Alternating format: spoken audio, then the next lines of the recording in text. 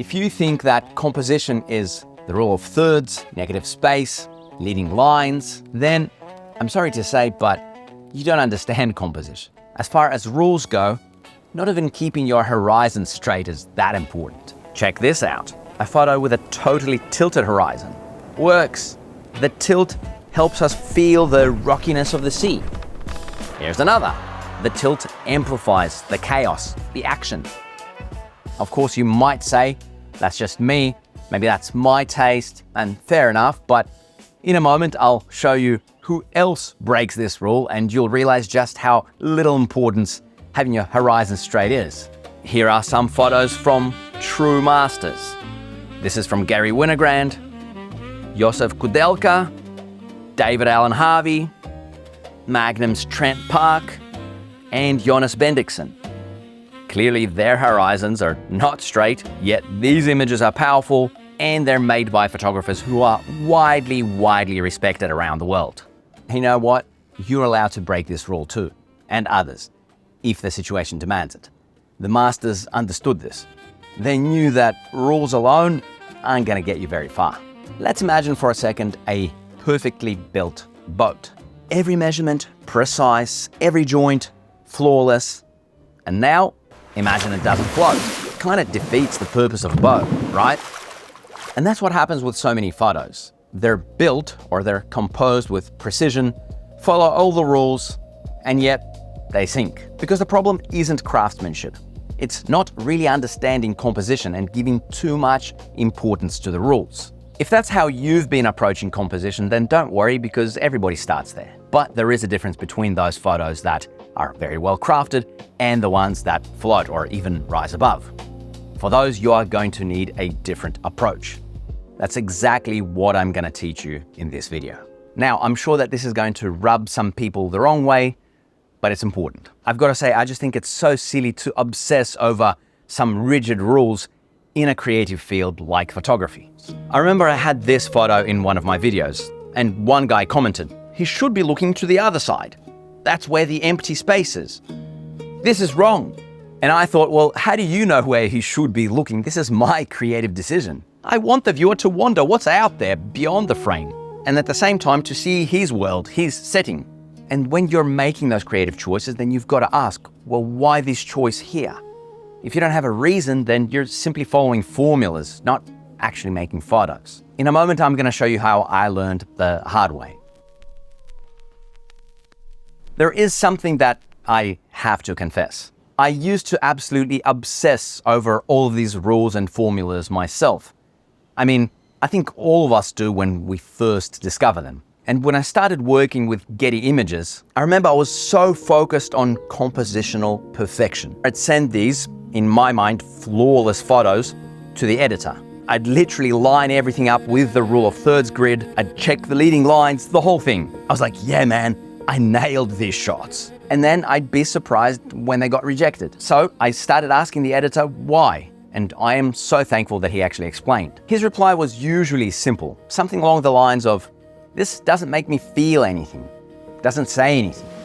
I was so proud of this photo in particular, but the editor told me it was like a pretty desktop wallpaper, nothing more. Here's the twist though, the photos that he would pick seemed far less polished to me. Not bad compositionally, just definitely not perfect. But he'd say, now this I care about. You see, I was so focused on the rules on getting everything right that I was shooting differently.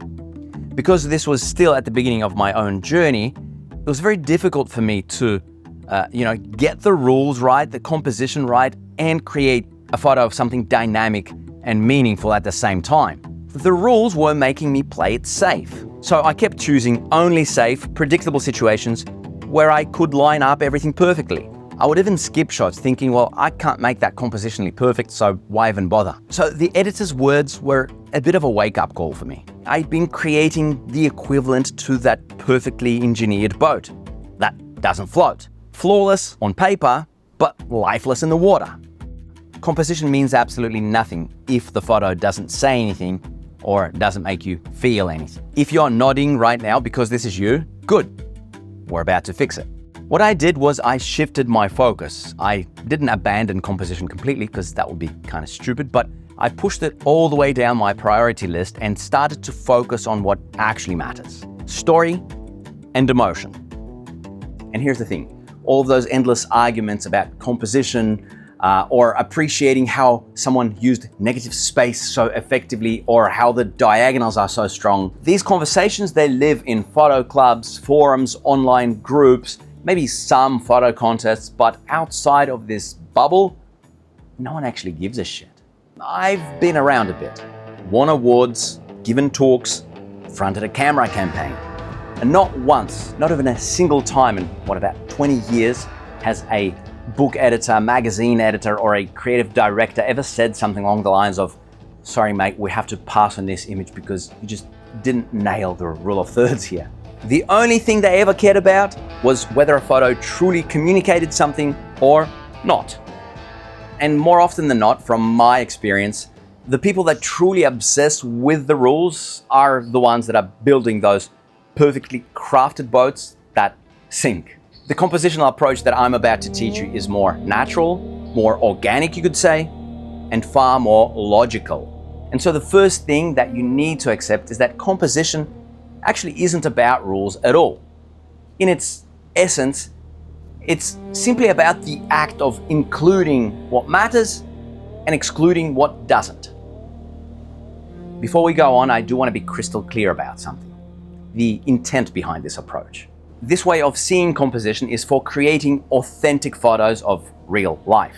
But beyond that, it's about creating the kinds of images that evoke a sense of story. Images where the purpose goes beyond the aesthetics. This doesn't at all mean that you ignore the aesthetics, but it's just that the purpose is to go beyond that. Because even landscape photos can communicate through the details in the frame, like the snow peaks here, which in this context say that we're somewhere high. And even these blurred yellow flowers, they signal blooming spring and give us a sense of place and time of year.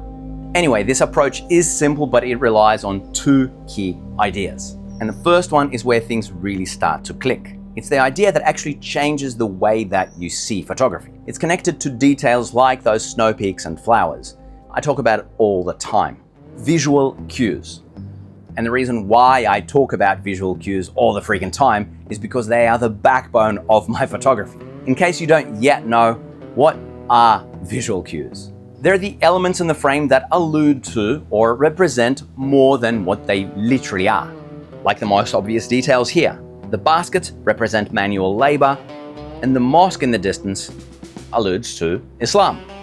Very often, visual cues are the why behind the photo, the reason why you felt compelled to make the photo in the first place. Like the decoration on this elephant. You instantly know that it's a visual cue for a celebration, maybe some sort of a festival, and this is the main reason why I made the photo. It gives the scene life, makes it feel vibrant and energetic. Without the decoration, well, this is what we'd have. And when I say that visual cues are elements in the frame, I mean this in the broadest possible term, like the blur in the truck here. It's a visual cue for fast movement, or this crazy interplay of shadow and light. It's a very visceral visual cue for drama and the power of nature. So this is easy enough and pretty intuitive, but it will become even more clear as we go on. If this sparks your curiosity, or if you want to go deeper, because realistically there is so much more to say about visual cues than I can fit into one video, then you may want to check out my whole program on visual cues that I've linked below. Now, as far as composition goes, visual cues must be undeniably clear and visible in the frame. Let me show you exactly how this works on a real shoot, with a little bit of help from AI. For educational purposes, I'm going to use a very simple photo. So I actually noticed this man before I even reached this spot. This is a viewpoint in the lower mountains in Peru, and a lot of people gather here around sunset. I liked his hat, and his overall look just stood out to me. I thought, I've got to try to make a photo of this man. When he walked into this area, it seemed like a good opportunity. And as I took a few steps towards him, a few things clicked in my mind. It was like, okay, the hat, the cross, the mountain. Yeah, these are my visual cues that I'm going to be working with. Now, the question is, how can I make them undeniably clear? How do I make them stand out? First, by getting closer, of course, and zooming in a little. At this point here, the visual cues are really clear. His hat signals rural life, maybe even rural fashion. The cross represents the religion of the area, and the mountain gives us a geographical sense of place, the context of where everything is happening. Together, these visual cues, they evoke a sense of story. They don't tell a story as such, but they do effectively give us something to work with, to imagine. However, all these people walking in the background, don't need them. They distract from what I've got going with the hat, the cross, and the mountain. So I zoom in a little more, tilt the camera up slightly, and this is what I ended up with. Besides making the visual cues as loud and as clear as possible, which they are now, one of the most important things in this compositional approach is keeping everything that's not important or that doesn't support your visual cues out of the frame. Or you could call this keeping the composition clean. I've done that here. The man, the hat, the cross, the mountain, nothing else. A perfectly clean composition. That's something we want to aim for, but of course, it isn't always possible. And here's a little secret and a tip that's going to make some of the purists and the people on the forums who love to nitpick about everything absolutely lose their shit. This is the actual photo I made. You can see that there are still people far in the background. And you know, that's actually totally fine, because here's the tip. Most of the time I try to leave about 10 to 15% around the photo's edges. And the reason is very simple. I want the flexibility to be able to tweak the composition later in post, because you can always crop in a little, but you can't add what you didn't capture. And I hope you noticed that at no point was I thinking, well, how do I match this with the rule of thirds grid, or where are the leading lines, or anything like that. But now let's imagine that I couldn't get such a clean composition. What then? This is the part where most photographers lose control of their composition. But it's also when you can take control and make your photo even more impactful. So even if your composition isn't perfectly clean, your key visual cues should still draw more attention than anything that isn't important. You want them to feel visually heavy. And this brings us to the next concept, visual weight. Don't freak out at another term. Visual weight means exactly what you think it does. The elements that attract more attention are visually heavier, and the ones that attract less attention are visually lighter. It works like this. Brighter elements draw more attention. Bigger elements do too. And when I say brighter and bigger, I mean in relation to everything else in the frame. This is important. Visual weight doesn't exist in a vacuum. It's always relative to what else you've included into the frame. And so, more colorful elements draw more attention. Odd or contrasting elements feel visually heavier. Here's an example of something important. Even though these bright decorations are all over the frame, our eye goes straight to the face. That's because faces are very visually heavy. And then on the face, what's heaviest? The eyes, of course. They pull you in more than anything else. In landscapes, geometric or clearly recognizable shapes feel visually heavy too. Lines also, we're not going to completely ignore them. I'll actually touch on them separately a little bit soon. And of course, anything in focus is visually heavier than something that's blurred. One of the most effective ways to make less important elements less visually heavy, especially in the background, is to blur the background. Now, in practical terms, when you can actually move around what you're shooting, you can dramatically change the visual weight of certain elements just by shifting your position. Change your angle, get higher or lower, and those movements will instantly affect what is dominant in the frame. Timing can play a really big role because your subject might get closer to you or the elements might just align themselves. One example for you. I wanted this woman with her scarf and these ornaments on the door to be the clear visual cues. But to get this, I needed to wait. Along the way, making these frames while everything aligned. And in some cases, especially with like landscapes, timing becomes the primary way to shift visual weight. So in this case, shot in flat midday light, everything is more or less similar in visual weight, but later in the afternoon, where strong shadows fall across the scene, contrast builds around the monastery and suddenly it becomes the heaviest element in the frame. Of course, there are plenty more examples, way more than I can fit into this video, and I will keep making more videos about visual cues and visual weight because they are just crucial. But if you want something right now, that's already really organized, structured, step by step, then do check out my full visual cues program. Again, link below. Still, even with everything that I've mentioned here, as far as composition goes, I think you do get the idea because a lot of this is just intuition. Once you stop worrying about the rules and pay attention to what truly catches your eye and kind of focus on what you actually want to communicate, then everything just sort of falls into place. I think we should have a quick recap before we move on. You want to find your visual cues, the elements in the frame that say more than what they literally are, the things that might even be the reason you want to make the photo in the first place. Then try your best to frame only these visual cues and what supports them, and keep everything else out. Ideally, your subject and the main visual cues should be visually heaviest. Whatever supports them should not be visually heavy enough to compete. And when a perfectly clean composition isn't possible, which is pretty bloody often, you still want your visual cues to be the heaviest elements in the frame, and everything else to be visually lighter. The less important an element, the less visually heavy it should be. Now, let me give you a bit of a reality check and some encouragement at the same time.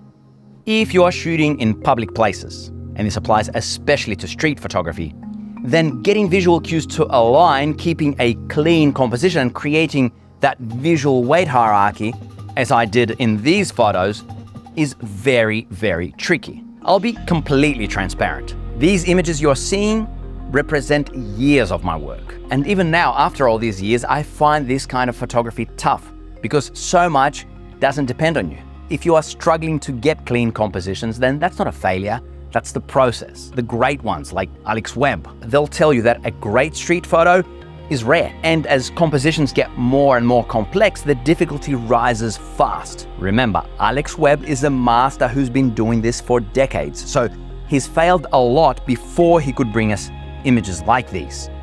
Take this photo now. It's super complex, so much happening here, and it's really walking that fine line between clean enough compositionally and not. But if one part were a little brighter here or here, then the whole thing would fall apart. It's just such a delicate balance. So yeah, it's challenging. And if you want to compose shots like these well, then you need to understand that you're not gonna get there by following the rules better or by learning some sort of a secret technique. No, what you need is to nail those key fundamentals. Identify the visual cues, keep the frame as clean as possible, and then manage the visual weight. In practice, of course, this takes patience, walking the streets, doing the rounds, waiting, anticipating. It's not for everyone, let me make that clear. But it is highly rewarding when it all clicks. So if you're ending up with a lot of bad photos, don't get discouraged. That's totally normal. Keep at it because you will get better. And then with time, you will even eventually get lucky as well. I know what you might be thinking. What about those classic composition rules? Should you completely forget about the rule of thirds, leading lines, negative space, and all of that kind of stuff? Absolutely not. The truth is they do have a place. It's just likely not the one that you've been taught. And here's something that you may find interesting. The whole idea behind the rule of thirds is that our eye naturally gravitates towards those intersections and those lines.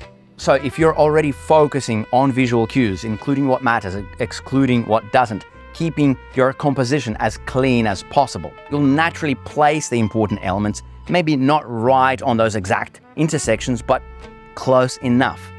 And you'll do it without even really thinking about it. Also remember, if you've left that 10 to 15% around the edges, you can always fine-tune your composition later. And here's the part that surprises a lot of people. Shapes, lines, geometry, all of these can become an important part of a photo's design. But generally, all of these come last. Here, the road forms a strong diagonal line. But as my drone went up into the air, I wasn't thinking, okay, I'm gonna find a diagonal line cutting through the landscape. No, I wanted to show the ocean and then the sea of sand dunes. Those are the visual cues that represent isolation and vastness. That's what my image was essentially about. Then I realized the potential of the road as a powerful visual cue. It alludes to human presence. Even here, it represents connection. It's the link to and from a desolate place like this one. And it's only then that I realized, hey, the road is so straight, I could probably angle my shot in such a way that the road forms a diagonal, because this would make the design more dynamic. Of course, I wasn't just gonna say, nah, I'm gonna frame this any old way, but the key is that the design didn't come first. I'm not sacrificing the sense of story or place for design. The design is the icing on the cake, the finishing touches. And the thing is, in my photos, you will often see diagonals or geometric shapes, but again, they're not what I first look for in composition. They might also happen when I fine-tune the composition, because I have a chance to do so. Sometimes they become obvious only when I'm looking at the photos on the computer screen. And there are times when I accentuate them with a slight crop adjustment in post. So I would never say that the geometrical elements have any priority when composing a photo, unless that is exactly what your photo is about, the geometry and the aesthetics. But those kinds of photos are not really what I'm interested in, and judging by the fact that you've stayed until here, we probably share the same opinion on this. For me, the most powerful photos are always the ones that make you feel something and that carry a sense of story. Some of my favorites are portraits, which most people only ever talk about in terms of aesthetics. But the truth is, the portraits that stay with you, the ones that make you pause, they follow completely different principles. That's what I break down in the video that you can see on the screen now.